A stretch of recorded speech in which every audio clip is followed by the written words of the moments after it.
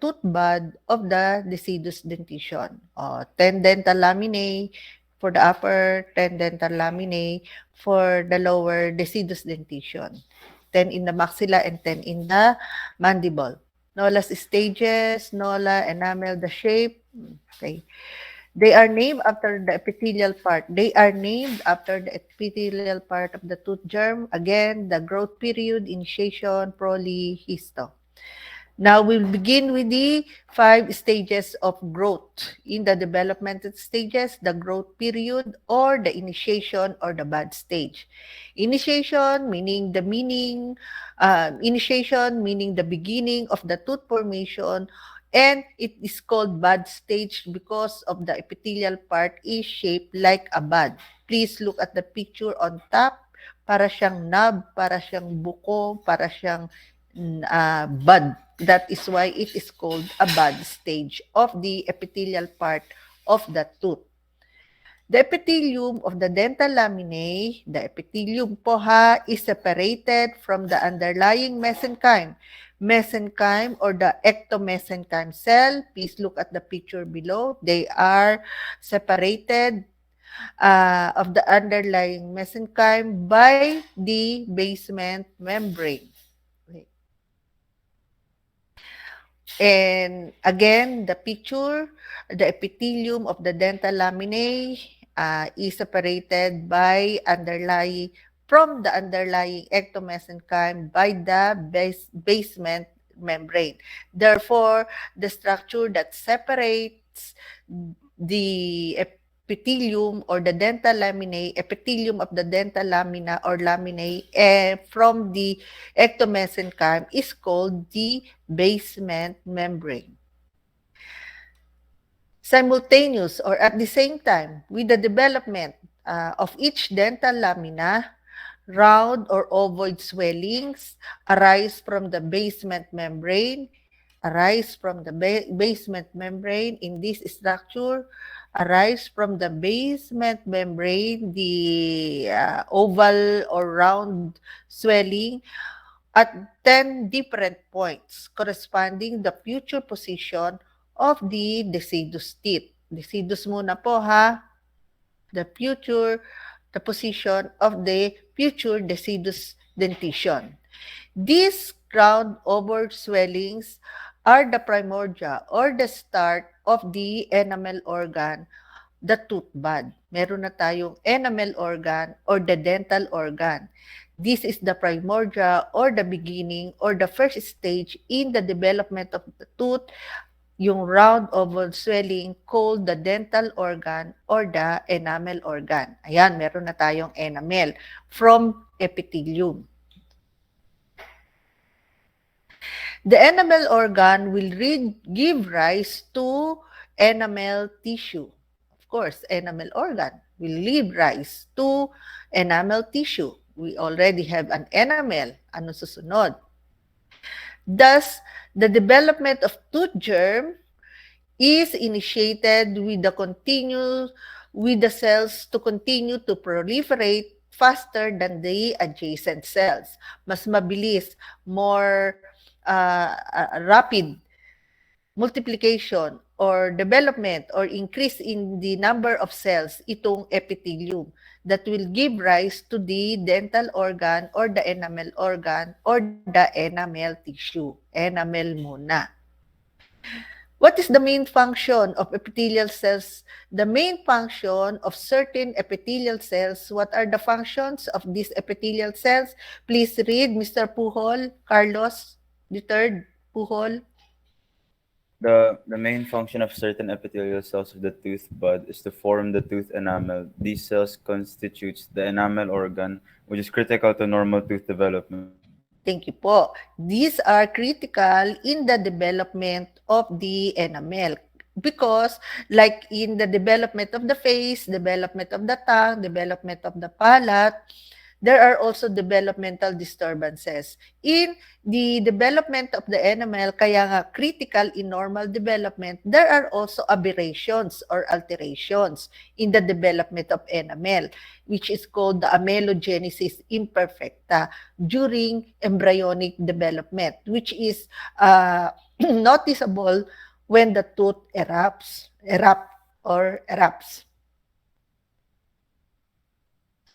And in this picture, the histologic feature, the enamel organ is located at the center of the picture, the enamel organ. And the first structure, the oral epithelium, syempre yung nasa itaas, dental lamina, and the dental organ, which will give rise to the enamel tissue. This slide, please read, Ms. Mendoza, Mr. Mendoza Patrick.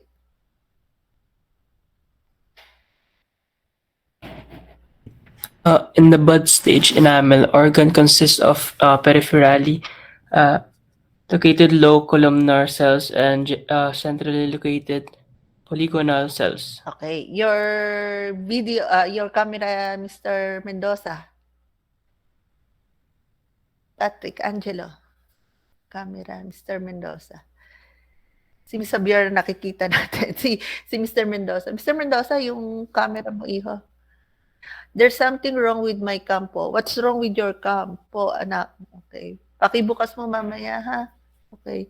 In the bud stage, the organ consists or the enamel organ consists of peripherally sa paligid niya, mayroong columnar cells. The shape of the cells there are columnar, and in the central portion, the shape of the cells are polygonal cells, columnar cells, and polygonal cells.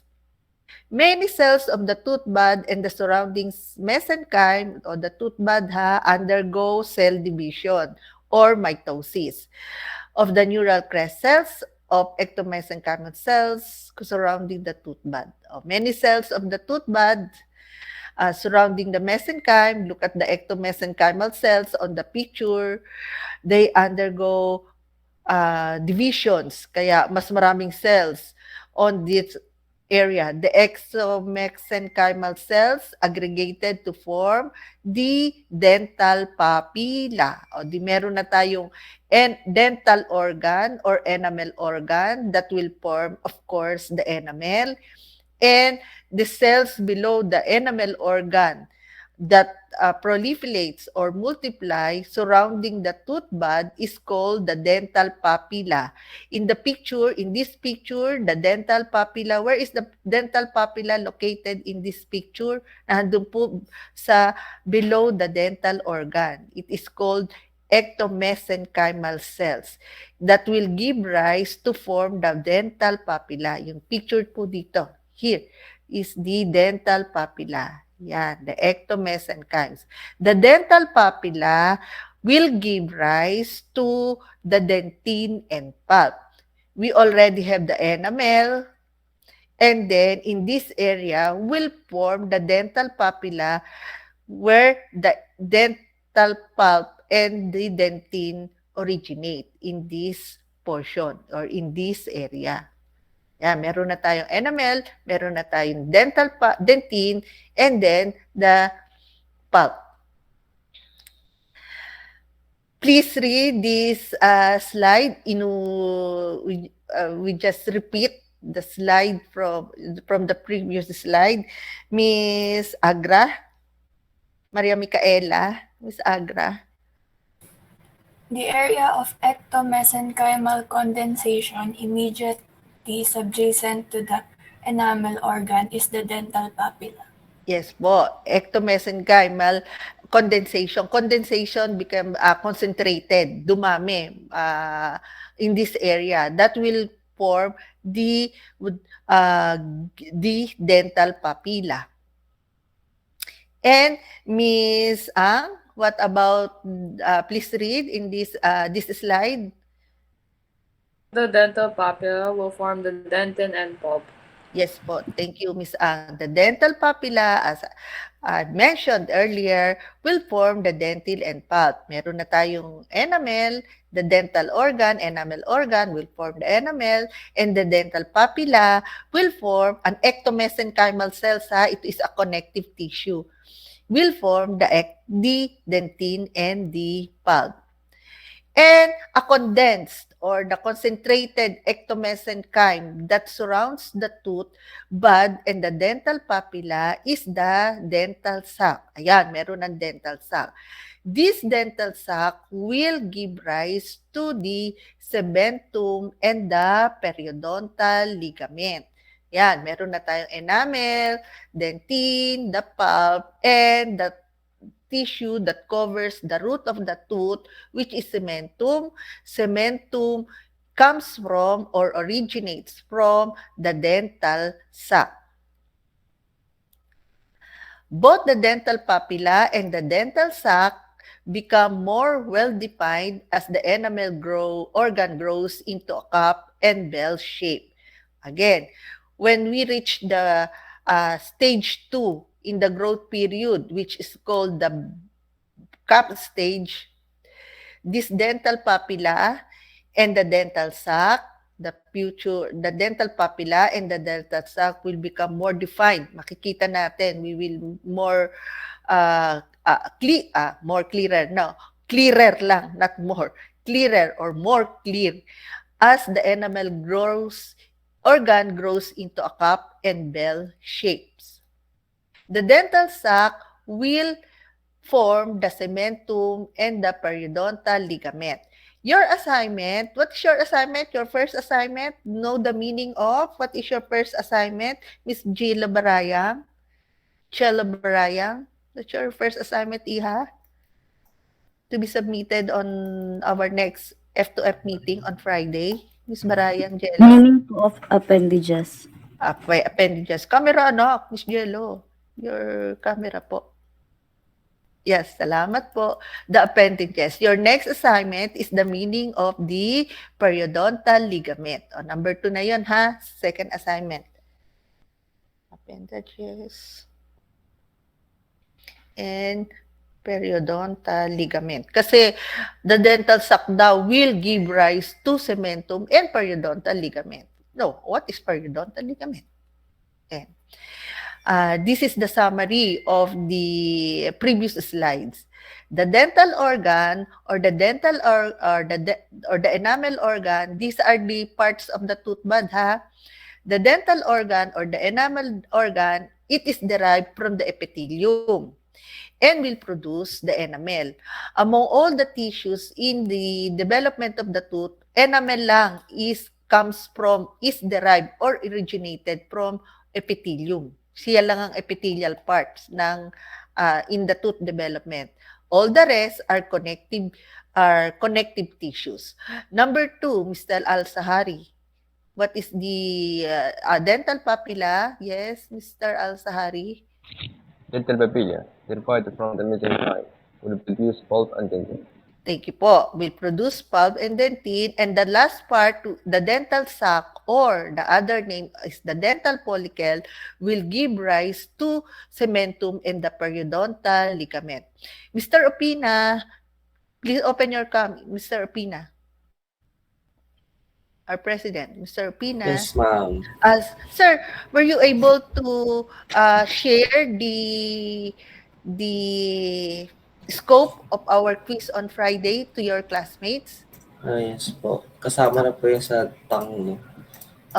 Development of the tongue, palate, and maxilla-mandible, and the skull. And read the PowerPoint and the module regarding the formation of this tongue, maxilla, mandible, maxilla, and the skull. Thank you, Mr. Opina. Okay. Next, the tooth bud or the germ cell, in embryonic development, balik tayo sa embryonic development, the cell in the development of the enamel, the embryonic cell is called ectoderm, which is an epithelial in origin. This ectoderm, the cells that produce the enamel is called the ameloblast. Kita nyo po ba sa slide? Kasi black yung color niya. It's ameloblast. The cells that produce the enamel is the ameloblast. Cells are the ameloblast. The cells that produce the dentin and the pulp is called the odontoblast. And another embryonic cell, ectomesenchyme, it is a connective tissue that will produce the form the cementum and the periodontal ligament. Next, we will proceed with the cup stage. We're done with the initiation stage or cup stage. Di ba sabi, the shape depends on the epithelial tissues of the tooth, shape of the epithelium of the tooth. As the tooth bud continues to multiply or continues to develop, it does not expand uniformly in a larger sphere. Hindi, not uniformly mabibilog, that will become a big bud, but it will form a shape of a cup. That is why it is called a cup stage. Instead, unequal growth in the different parts of the tooth bud leads to cup stage. You know what the shape of a cup is, which is characterized by the shallow invagination. Invagination here means shallow folding. Hindi na siya bilog, para na siyang cup. It is characterized by shallow invagination or shallow folding on the deep surface of the bud. Here. Shallow folding in this area. Nagkaroon na ng invagination or folding in this area, which is called the cup stage.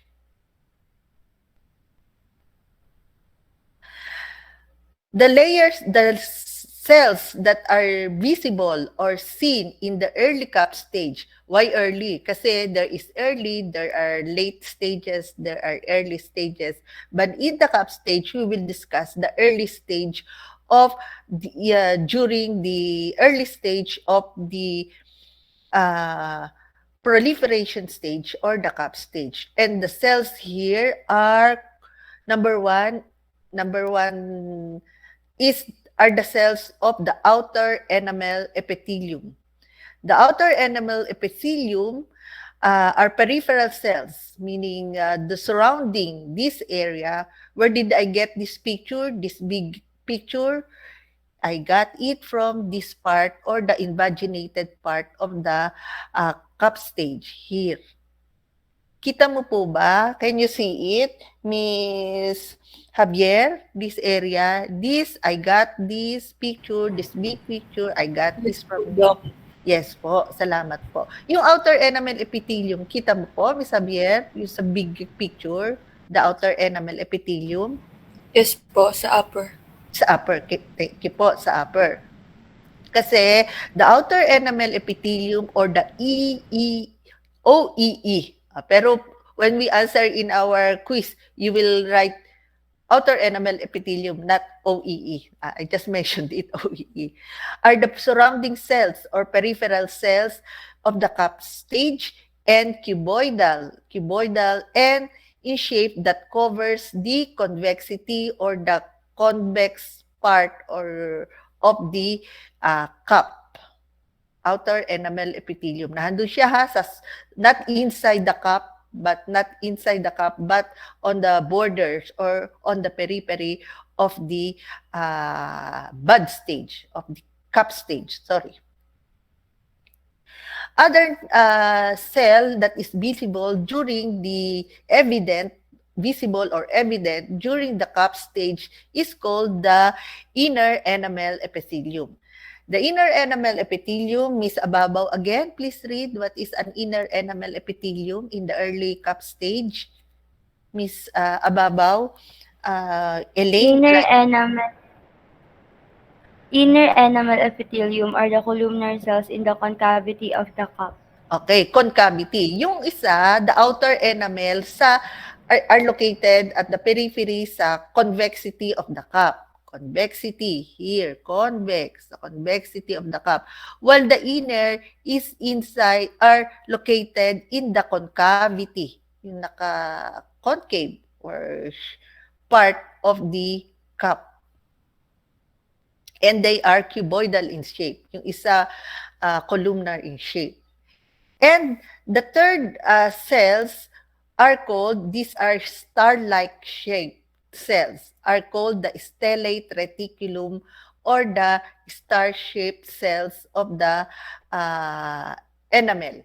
These are polygonal cells, meaning very angular, located at the center of the organ. They are located, kita ba, stellate reticulum? O yun naman, nasa center.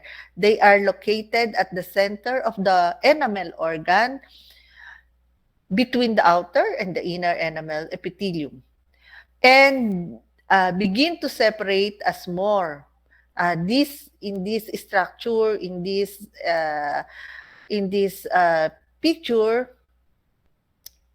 in this stage, intercellular fluid, meron palang fluid, is produced to form the stellate reticulum. Meaning, this stellate reticulum is formed from the intercellular fluid. Because of this intercellular fluid, this stellate reticulum formed. Therefore, how many cells? Ilan ng cells? Outer enamel epithelium, yung nasa surrounding structure, inner enamel epithelium, and at the center are the star-shaped cells called the stellate reticulum. And aside from these cells, there are also accessory or temporary cells. Bakit temporary? Because they disappear once the enamel organ starts to form. Kaya sinabing accessory and temporary structures.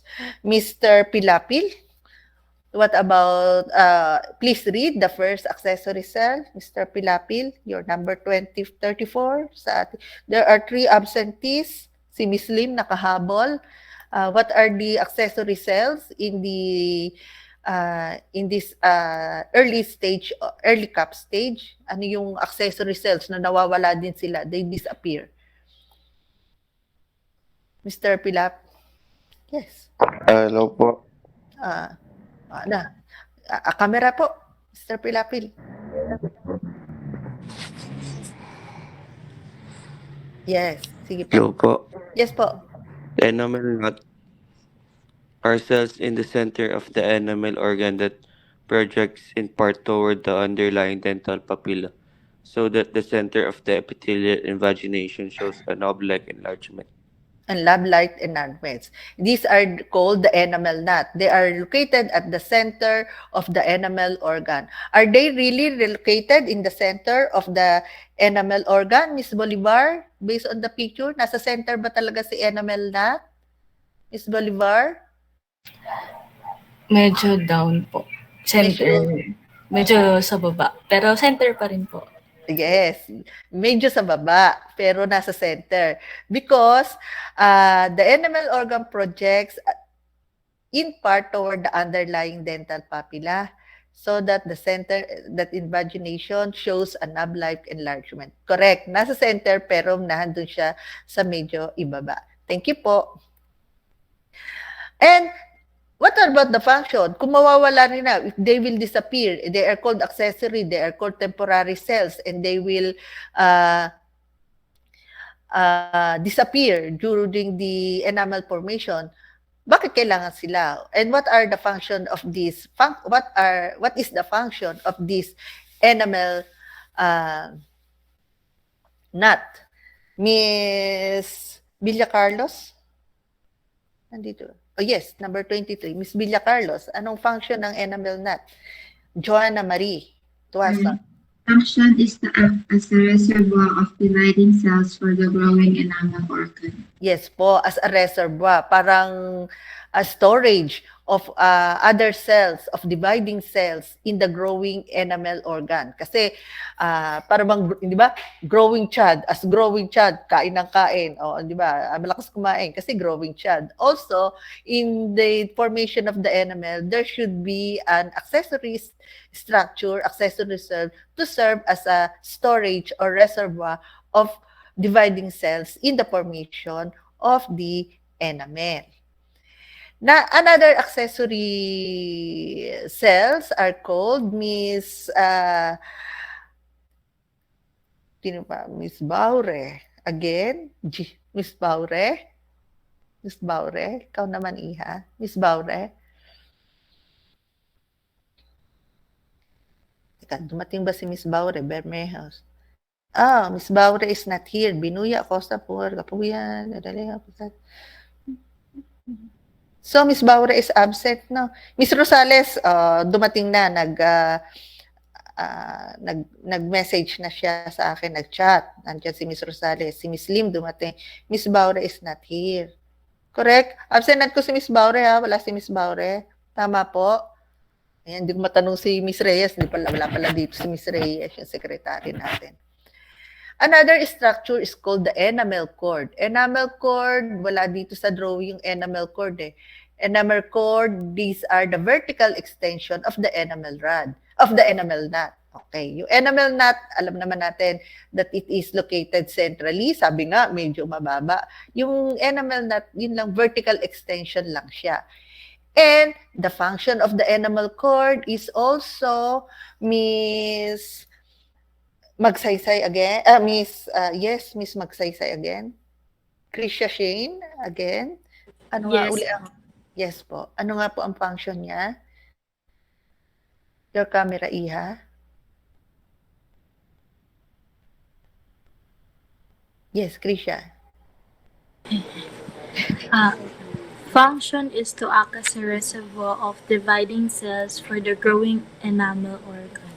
Thank you po, Miss Magsaysay. The same function ng enamel nut kasi vertical extension siya ng enamel nut. And the function is the same as reservoir. The enamel nut and the enamel cord, they are temporary. Ito yung reason why they are called accessory.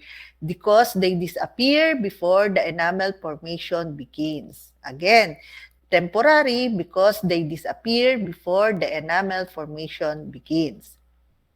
Let's proceed with the dental papilla. Dental papilla again will give rise to the dentin and pulp. Ito na yung structure na magbibigay ng dentin and pulp. Under the influence of organizing influence of the epithelium, because of the influence of the epithelium or the enamel organ, the ectomesenchyme, again, ectomesenchyme, yan ay mga neural crest cells, yan ay mga connective tissue that is enclosed into the inner epithelium and condenses to form the formative organ of the dentin and pulp. In this slide, we just say it only explains here that the dental papilla, because of the influence of the dental enamel organ, magkakaroon na ng dental papilla that will give rise to the dentin and pulp. As you notice, paulit-ulit, I just keep on repeating, these slides just keep on repeating the statement. Why? Kasi repetition is the mother of learning. Ang kakulitan. And the dental sac or the dental follicle will give rise gives origin to the cementum, the outer covering of the tooth, and the periodontal ligament. Periodontal ligament, sa finals na natin, we will discuss that in the finals in detail. The denser and more fibrous dental sac will give rise to the cementum and the periodontal ligament. Ito na tayo sa... And here, please read another structure that is formed or that will be formed in this slide. Mr. Laroya Rafael. Mainit. Mr. Laroya Rafael Balbuena, are you here? Tumating ba? Isa rin siya dun sa Miss Baure is not here. Mr. Laroya is absent also. Okay. Mr. Binuya again. This slide.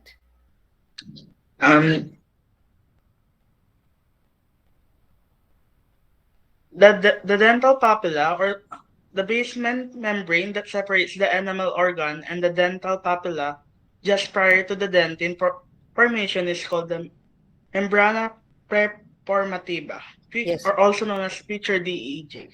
Okay. Then membrana preformativa or the DEJ. We are very familiar with the CEJ. Di ba? Alam natin, cemento enamel junction or the cervical line or the neck of the tooth or the cemento enamel junction, which is the CEJ. Here, the junction between the enamel and the dentine is called DEJ or the dentino enamel junction, otherwise known as membrana preformativa. The membrane, the basement membrane in this structure that separates the enamel and the dentine is called the membrana preformativa or the DEJ. By DEJ, different from the cemento enamel junction. The cemento enamel junction is visible with in the anatomic feature ng ngipin. In the gross anatomy of the tooth, the CEJ, but the dentino enamel junction is visible only microscopically or histologically. Now, we will proceed with the histodifferentiation or the early Bell stage. May early din to, pero meron din siyang late Bell stage. As the folding of the epithelium deepens, di ba, the shape depends on the shape of the epithelium. Mas deepen na, mas more folded, deepens, and the margin continue to grow and assume a Bell stage. Nasa third stage na tayo, which is the Bell stage, early Bell stage. Okay. The type of cells that can be distinguished in the Bell stage, in the cup stage, there are 3 cells evident. There are 3 cells that are evident during the cup stage. Outer enamel epithelium, inner enamel epithelium, outer, inner enamel epithelium, and the centrally located stellate reticulum. Well, in the early Bell stage, there are also cells that are visible or evident in this stage. The inner enamel epithelium, that is letter D. Di ba? Sabi sa kanina, inner enamel epithelium is located at the convexity ng enamel.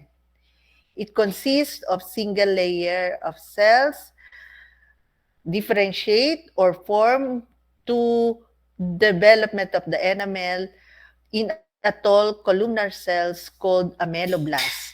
Nandyan yung ameloblast. And these cells are responsible in the formation of enamel, the ameloblast. They are seen or visible in the inner enamel epithelium. Nahandoon sila, they are located in the concavity of the cup. While here, it is already in the concavity of the bell. Nasa bell stage na tayo. The ameloblast, Mr. Kapuyan, is, please read, the ameloblast, anong letter yon? Letter D. O tama, letter D. Please look at the picture. It's letter D. The ameloblast is, what is the function of the ameloblast here? Mr. Kapuyan? John Patrick? Mr. Kapuyan? Wala na si Mr. Kapuyan. Mr. Awayan, andito. So, isa pang absent. Hindi. Number 7 si Mr. Kapuyan. Mr. Kapuyan, nawala. Mr. Kapuyan. There's something wrong with my cup po. Okay. Oh, Miss Lim, what's the function of this ameloblast? Miss Lim. Janelle Jacinto. Yeah. Yes po, anak. Please open your camera. What's the function of ameloblast? Just read the slide. Hello po. Rinig po ako. Ameloblast, an epithelial cells from which tooth enamel is formed. Okay, thank you po. Yung ameloblast, from which tooth, it is an epithelium ha. Again, of all the tissues of the tooth, only the enamel is derived from an epithelium or the ectoderm. Doon lang siya galing. Another cell that is noticeable in this, evident in this bell stage is the inner enamel epithelium. Not another cell. Ito pa rin. Letter A pala. Sorry. Letter D pa rin. About 45 micrometers in diameter. These cells exert, they form they influence in the formation, cells that influence the formation of the dental papilla, the inner enamel epithelium. Please look at the legend. Okay. Probably I can give also drawings. Maybe I can give drawings kasi I am presenting naman this to you. Drawings, study also the drawings po.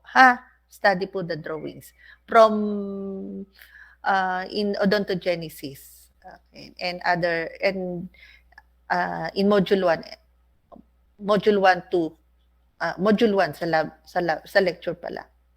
Another cell is the stratum intermedium. Okay. Stratum intermedium, letter E in our drawing, are scale-like cells located between the enamel epithelium and the stellate reticulum.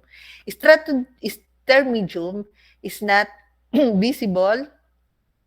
As you notice, walang stratum intermedium. You cannot see the stratum intermedium in the cup stage, only in the bell stage. They are located between the enamel epithelium, katabi siya, located between enamel epithelium and the stellate reticulum. Remember, stellate reticulum, visible siya in the cup stage. But in the histo, yung stratum intermedium, katabi siya, located between the enamel epithelium and the stellate. Stratum intermedium seems to be essential also in the formation of the enamel. Lahat naman, essential. Please, pinipicturean nyo naman, including this picture, ano tawag doon? Screenshot nyo rin po ito. Stellate reticulum expands further, yung star shape, they form because of the presence of intercellular fluid. Meron din fluid in the formation of the enamel. These cells are star-shaped with long processes that link with the adjacent cells. And also, there are outer enamel epithelium. Kung yung iba, cuboidal in shape, columnar in shape, star shape, the outer enamel epithelium in this stage are flattened cells to a low cuboidal cells. And these cells between the folds of the adjacent mesenchyme of the dental pap, this provides rich nutritional supply for the intense metabolic activity of the avascular enamel organ. This means that the enamel is stated here that the enamel organ is avascular. Enamel organ, avascular. Pag sinabing avascular, with blood supply or with no blood supply, ang enamel here in this slide. When we say avascular, is there a blood supply in the enamel structure or without blood supply? Miss De Leon? Without blood supply po. Without blood supply. Thank you po. This outer enamel epithelium, they provide nutrients to the intense or active metabolic activity of the enamel organ. Kaya nga, when you have carious lesions or may itim, dark stain on the enamel, you won't feel pain in the enamel if the area is carious or fractured, because that is avascular, no blood supply. And the enamel does not regrow or regenerate. Once the enamel is chipped or affected by carious lesion, the enamel won't regenerate, won't regrow because this is avascular. Unlike in the dentine, it is vascular. It has blood vessels in the dentine. The dentine can regrow, can regenerate or regrow. Kaya nga merong primary dentine, secondary, and tertiary dentine. Anyway, we will discuss that in next module sa dentine. I just want to emphasize that the enamel is avascular, and this outer enamel epithelial provides the nutrition provides nutrition to the metabolic activity of the enamel organ. Now we will proceed with the advanced bell stage. It's already 9 o'clock. Do you have class after this? Pwede ba akong can I extend for 10 more minutes? Pwede ba, Mr. Opina? Can I extend for 10 more minutes? Tapusin ko lang tong advanced bell stage. Mr. Opina? If it's alright with the class po. Pakilakas, anak. Kung okay lang po sa kanila. Okay. Sige, pakitanong. Please ask them. 10 minutes po na what do you call? Overtime. Kung pwede po sa inyo. Para matapos ko lang tong advanced stage, bell stage.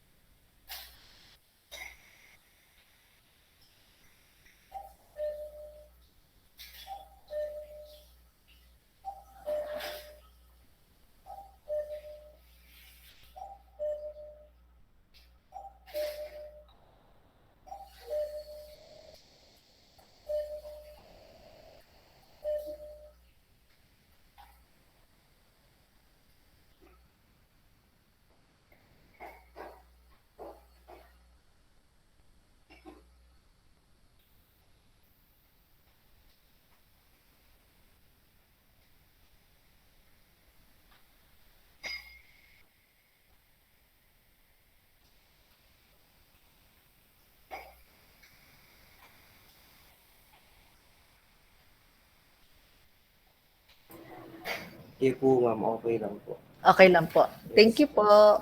Okay. Kasi no Saturday, hindi rin tayo Hindi tayo histodifferentiation or Bell stage or advanced stage. In histodifferentiation, there is an early stage and the cells that are evident during the early stage were presented. Now, we will proceed with the advanced stage of histodifferentiation or Bell stage. The boundary between the inner enamel epithelium and odontoblast outlines the future dentino-enamel junction or the DEJ, the one that was read by Mr. Binuya, or the membrana preformativa or the junction between the enamel and the dentine. Epithelium and odontoblast. Odontoblast, again, these are connective tissues that develop into the dentine. Ameloblast, magiging enamel. Odontoblast, that will form the dentine. Cells that form the dentine. Or the basement membrane, again, the membrana preformativa. In this stage, when the basement membrane and the enamel organ separates, that form the membrana preformativa or the dentino-enamel junction. And the cervical portion of the organ, the enamel organ, the cervical portion. Di ba, when we say cervical portion, the neck or the constricted part of the organ. Cervical, again, cervical,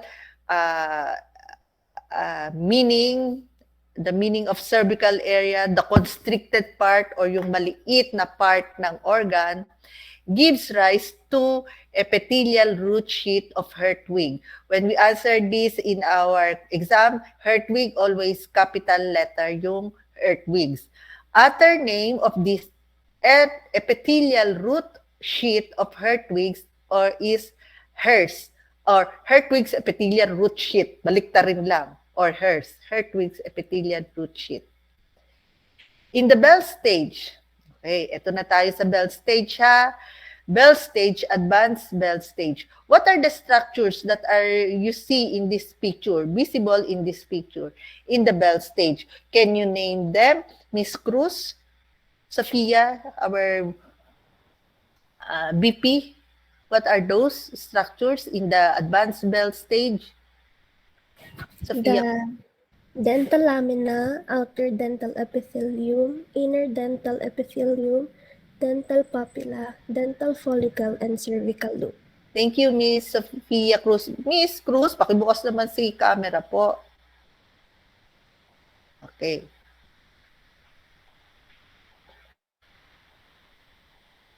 We can see you, only the background.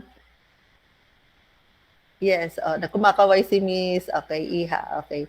The dental lamina, we already discussed the dental lamina. You know that. Oral outer dental epithelium, binasa na yan kanina. Outer, kaya in the picture, it's outside this organ. Inner dental epithelium, nandun siya sa concavity of the tooth bud. The dental papilla that will give rise to the pulp and the dentine. The dental follicle will reside. The new structure here is the cervical loop. Cervical loop dun sa pinaka at the cervical, kaya constricted part of the organ, the cervical loop. The continued growth, I am just reading it ha, the continuous growth leads to Bell stage or the advanced Bell stage, where the enamel organ resembles a bell. Mukha ba siyang bell? Does it look like a bell? With deepening the epithelium or invagination over the dental papilla. Yung dental papilla, nahandun siya sa underlying the organ, the dental papilla. Continuation of the Bell stage or histodifferentiation, the ameloblast, the odontoblast, and the beginning of the differentiation assume its final shape as a Bell stage. What about these Hertwig's epithelial root sheaths or the hairs and root formation? This Hertwig's epithelial root sheath, take note ha, epithelium, galing siya sa epithelium, pero the formation of we will now proceed with the formation of the root. The development of the roots begins after the enamel and dentine formation has reached the future CEJ. Ito na, meron na tayong cemento enamel junction.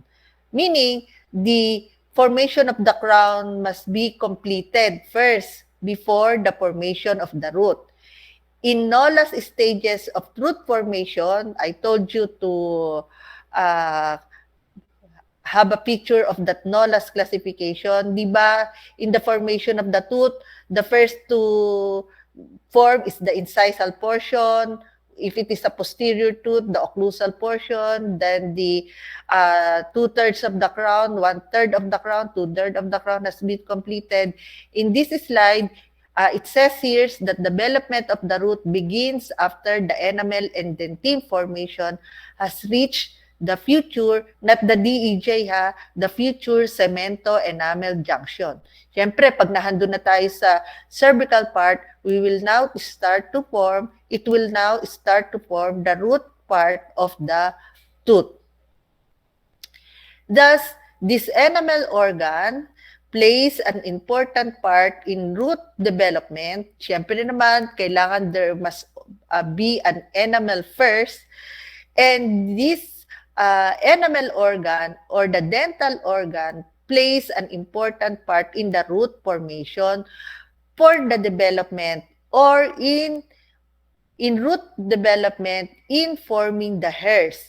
Hairs means Hertwig's epithelial root sheath. Kailangan may hairs in the formation of the root that molds the shape of the roots and initiate radicular dentine formation. The dentine is a structure seen or dentine is a structure as part of the crown, and in the root portion there is also a dentine in the root portion of the tooth. Yung enamel sa crown lang. Cementum, enamel outer covering of the crown, cementum outer covering of the root. Is that correct, Ms. Fernandez? Tama ba? Enamel is the outer covering of the crown, Ms. Fernandez?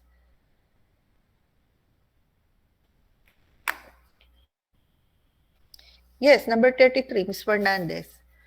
Ms. Fernandez, pwedeng tama, pwedeng mali sagot. Tama naman kapag kamali. Correct, Ms. Fernandez?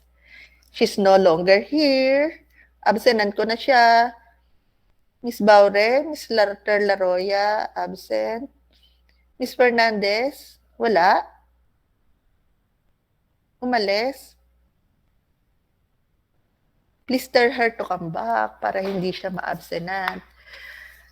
Kaya, enamel, outer covering of the crown, cementum, outer covering of the tooth, and also the dentine. Dentine is also present in the crown portion of the tooth and the root portion of the tooth.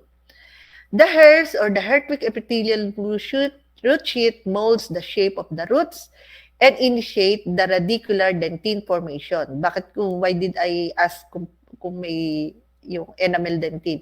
Dentine is also present in the root of the tooth. And these hairs begins the formation of radicular. When we say radicular, meaning the root portion or root portion of the tooth. The hairs consist only of 2 cells. And what are those cells, Mr. Eneria? Mr. Eneria? Inner epithelium and outer epithelium. Okay. Meron lang siyang 2 cells, itong hairs. The inner epithelium and the outer epithelium. Naku, sandali na lang yung aking okay. Begins after the outline, root begin. Root formation na. Kailangan, syempre, pag may crown tayo, we should have also the root portion para mabuo na yung to complete the structure of our tooth. We already discussed the cells that forms the crown, now the root. Kailangan may Hertwig's epithelial root sheet. The area where the outer enamel epithelium come together pag nagdikit, when the the cells read by Mr. Eneria, or the cells in these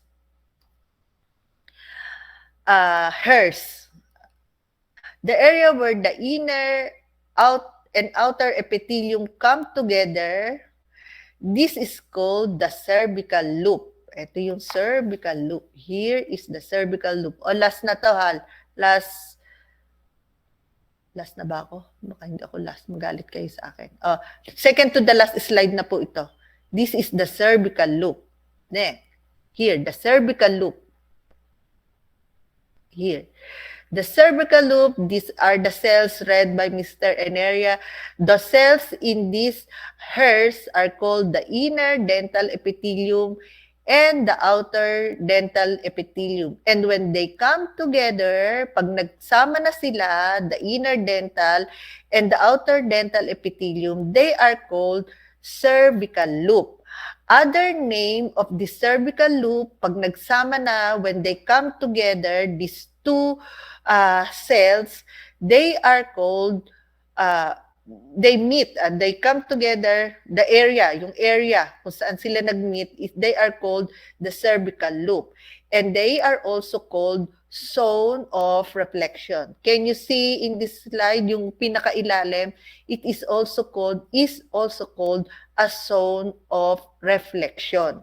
Reflection here meaning being together. Ano ba yung reflection? Reflection, please look another assignment. Last assignment, look for the meaning of appendages, the meaning of periodontal ligament, and the last assignment to be submitted 1/2 sheet of crosswise ng not yellow paper, intermediate paper, the meaning of reflection. Why is it called zone of reflection? But I am only asking that word reflection. Why is it called the zone of reflection, where the inner and dental and outer epithelium meet? Okay, I think I already consumed by 10 minutes. Baka magalit na kayo sa akin. One last question. Is Miss Fernandez here? Dumating ba si Miss Nandito Fernandez? po. To. Okay. Sorry anak ha, na-absentan kita. Di Nag-busy present. po kasi kanina. Okay po. So, isa na lang hanapin ko. I will look at my master list. Si Miss Baure ang absent, si Mr. Laroya absent, isa na lang. Yung wala dito sa those who were not admitted, meaning wala sila. They are not here. Again, so, sino pa? Miss Balibao, I already called Miss Balibar. Last, Miss Navarro, Miss Puno, Miss Santiago, Miss Shumol, Mr. Opina, Kapuyan. Si Jimson na lang, Mr. Matibag, last, then we will go. What are the 3 assignments to be submitted on Friday during our face-to-face? 1/2 crosswise, intermediate paper. What are those terminologies? What, Mr. Jimson? Meaning of appendages, periodontal ligament, and zone of reflection po ng why is it called po. Yes.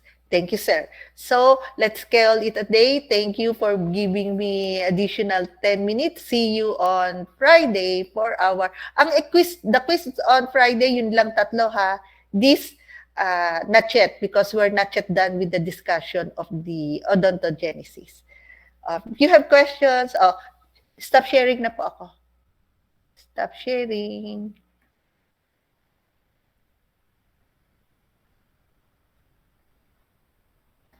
Stop presenting.